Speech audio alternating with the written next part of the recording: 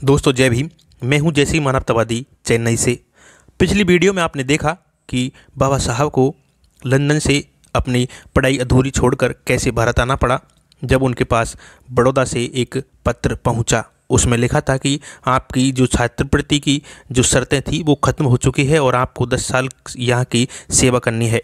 इसलिए बाबा साहब को बीच में ही आना पड़ा और जो उनका सामान था, उनकी किताबें थी, वो किसी एक जहाज़ में डूब गई थी।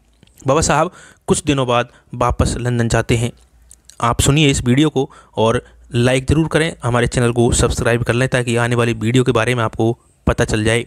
अगर आप बहुजन मिशन से जुड़े हुए हैं तो आप हमारे चैनल को ज़रूर सब्सक्राइब करें, क्योंकि यही एक रास्ता है बाबा साहब के इस मिशन को आगे बढ़ाने का।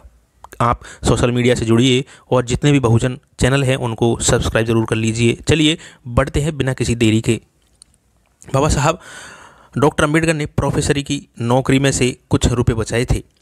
कुछ सहायता महाराजा कोल्हापुर से ली थी और 5,000 रुपये का कर्जा अपने मित्र नवल भटेना से लिया और दूसरी बार जुलाई 1920 में कानून और अर्थशास्त्र की पढ़ाई पूरी करने के लिए लंदन रवाना हो गए।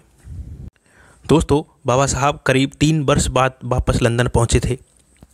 लंदन पहुंचकर सितंबर 1920 में कानून, बैरिस्टरी और अर्थशास्त्र की पढ़ाई में जुट गए। वे 12-12 घंटे, 18-18 घंटे तक पढ़ाई करते थे।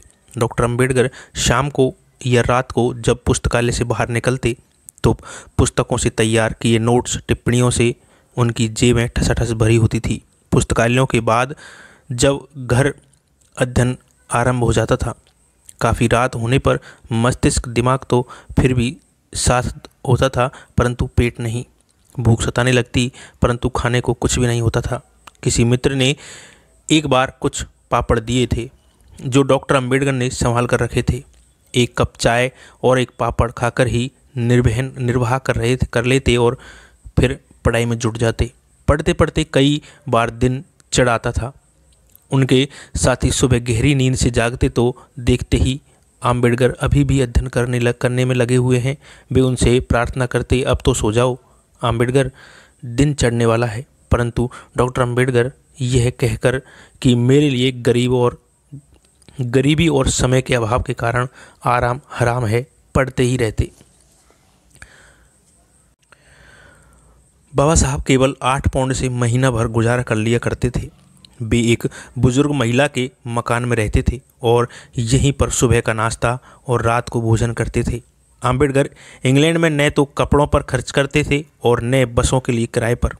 यात्रा के खर्चे बचाने के लिए वे लंदन से बड़े शहर में भी कई बार पैदल ही आया जाया करते थे।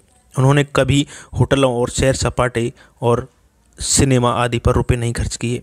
दुनिया के इतिहास में डॉक्टर अंबेडकर जैसे महापुरुष कम ही मिलते हैं जो भूखे रहें और पूरे कपड़ों के लिए तरसते रहें और सारी सुविधाओं को त्याग दें और जो अनिवार्य यात्रा खर्च के लिए बिलबिलाते रहे हों।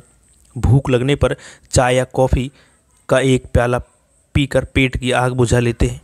इच्छाओं को मारना, उमंगें दबाना और प्रत्येक संकट को हंसते हंसते झेल लेना, ऐसा ही था डॉक्टर अंबेडकर का जीवन यापन। अंबेडकर ने दृढ़ निश्चय कर लिया था, या तो ध्येय को प्राप्त करके रहूँगा या फिर अपने प्राण त्याग दूंगा। दोस्तों ये प्रण ऐसा था जिसने बाबा साहब को आसमान तक पहुंचा दिया। इसी तरह संघर्षपूर्ण शिक्षा से डॉक्टर अंबेडकर ने 1921 में ब्रिटिश भारत में साम्राज्य पूंजी का प्रादेशिक विकेंद्रीकरण नामक थीसिस पूरी करके मास्टर ऑफ साइंस की डिग्री हासिल की थी। 1923 में उनके शोध प्रबंध रुपये की समस्या, प्रॉब्लम ऑफ रूपी, को लंदन यूनिवर्सिटी ने स्वीकार कर उन्हें डॉक्टर ऑफ साइंस की डिग्री प्रदान की थी। 1923 में ही डॉक्टर अंबेडकर बम्बई आए, MA, PhD, MSc, DSc को और बार एट लॉ बनकर। दोस्तों 4-5 डिग्रियां लेकर बाबा साहब लंदन से लौटे थे। बाबा साहब 3 वर्ष पहले जब वापस आए थे लंदन से, अगर उस समय नहीं आए हुए होते तो दोस्तों ये पढ़ाई पहले ही हो चुकी होती और बाबा साहब की किताबें और बाबा साहब का बहुत सारा सामान समुद्र में नहीं डूबा होता। दोस्तों, बाबा साहब की कहानी और इस दर्द भरे इस किस्से को, यानी एक हकीकत है जो बाबा साहब ने खुद अपनी जीवनी में लिखा है। ऐसी बहुत सारी ऐसी बाबा साहब के साथ घटनाएं हुई जिससे अगर आप पढ़ेंगे तो आपका दिल झकझोर जाएगा। इसलिए दोस्तों, बाबा साहब को जानना और पहचानना बहुत ज़रूरी है, क्योंकि अगर आप किसी भी समाज या किसी भी वर्ग या किसी भी धर्म से हैं, अगर डॉक्टर अंबेडकर को आप जानेंगे तो बहुत गर्व महसूस करेंगे कि मेरे देश में ऐसे महापुरुष भी पैदा हुए थे। दोस्तों, बाबा साहब का विरोध करने से पहले आप उनके बारे में एक बार ज़रूर जान लें, क्योंकि उन्होंने किसी भी वर्ग को अधिकारों से वंचित नहीं रखा, किसी भी धर्म को अधिकारों से वंचित नहीं रखा। इस देश को धर्मनिरपेक्ष राज्य बना के और इस देश को बहुत सारे अधिकार दिए, संविधान दिया जो दुनिया का सबसे बेहतरीन संविधान में गिनती में आता है। इसलिए दोस्तों, बाबा साहब को जाने बिना बाबा साहब के ऊपर उंगली उठाए हुए। जय भीम, नमो बुद्धाय।